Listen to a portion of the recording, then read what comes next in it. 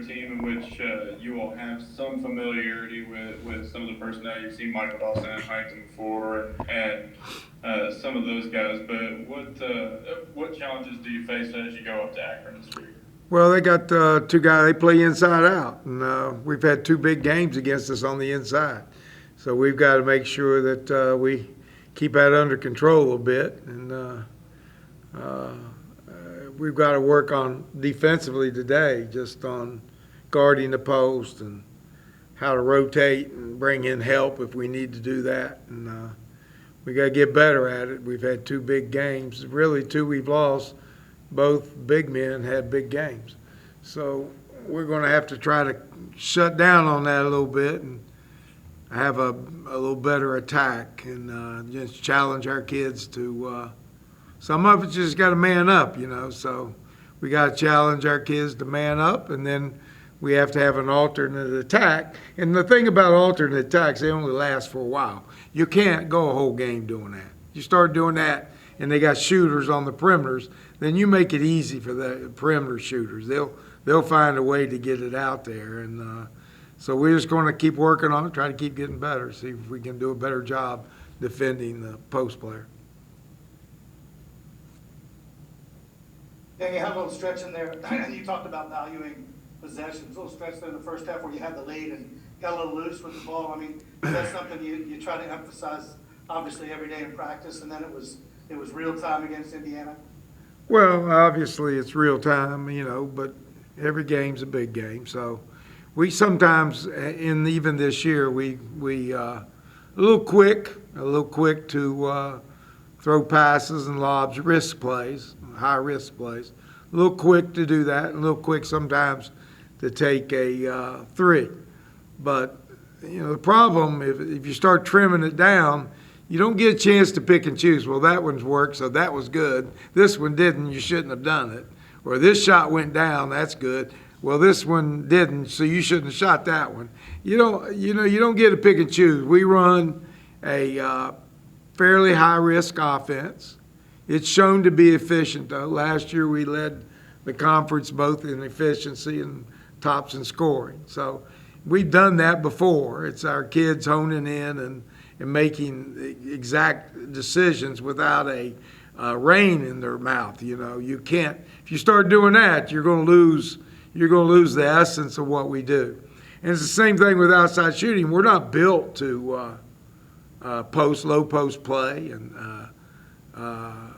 we have to keep the post open so that what we're built for is penetration and quick lobs and pick and rolls.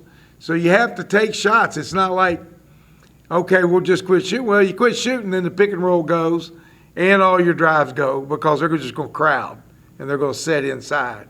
So you have to take them, and we got to keep working, getting better and better at what they do. And I got confidence the kids will do that.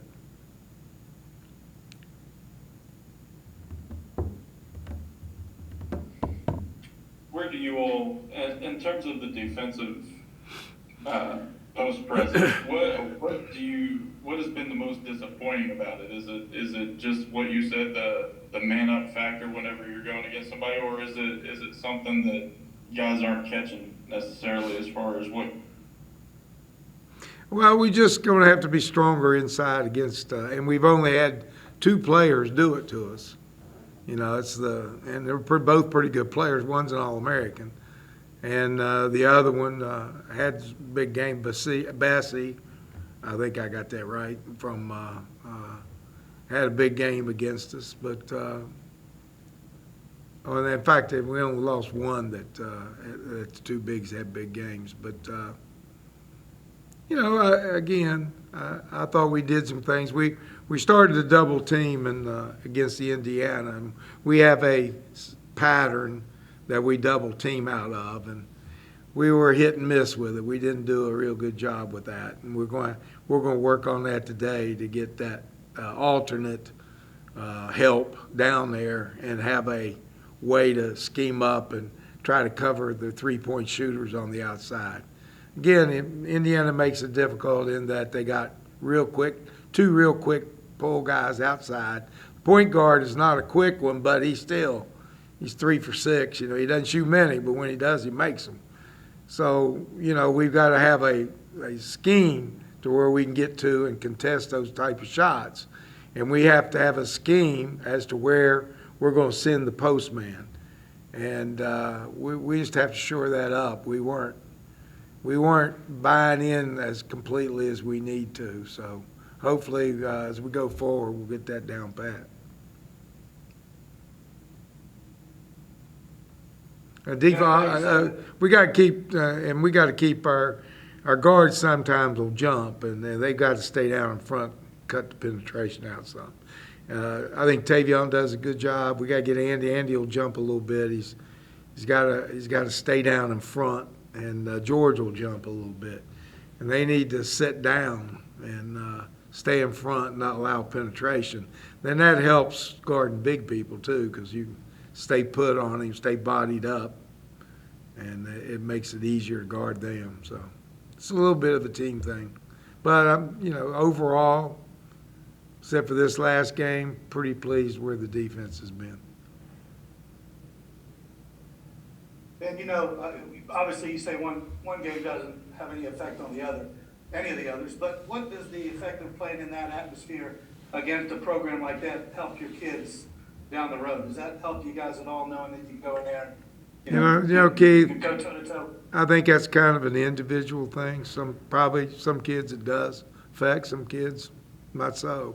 You know, they always ask me the first time I went to Madison Square Garden, you know, they were in awe that the town of Mullins could fit 19 times inside the Madison Square Garden, but I never really felt anything. You know, it didn't mean much to me. I guess it affects different people different ways. Everybody is different. So I don't get in too much shock and awe of things. So just kind of do the best I can and control what I can control. That's me. Coach, looking at the stats from the Indiana game, it seemed like with Andy, maybe that was his best game of the season so far. Do you see him getting a little more confident, a little more comfortable now than compared to maybe 2 weeks ago? Yeah, and it's funny. You know, you'd think Andy was steel, but he's not. He's a little bit of he needs a little boost sometimes. But, you know, terrific player. And when he's confident, he feels good about what he's doing. He's a heck of a player. So, you know, yeah, I think as we go through, and again, we have to be there to support him. His teammates got to be there to support him. He's the type of young man that needs support behind him. And he's not one that you yell at. He's giving you everything he's got. He needs the support, so we'll continue to do that. And he's going to find his way. He's going to be a terrific player. He's been terrific, but he can be even better, you know. So, you know, I don't worry too much about Andy. Time we really need him, he's going to be there.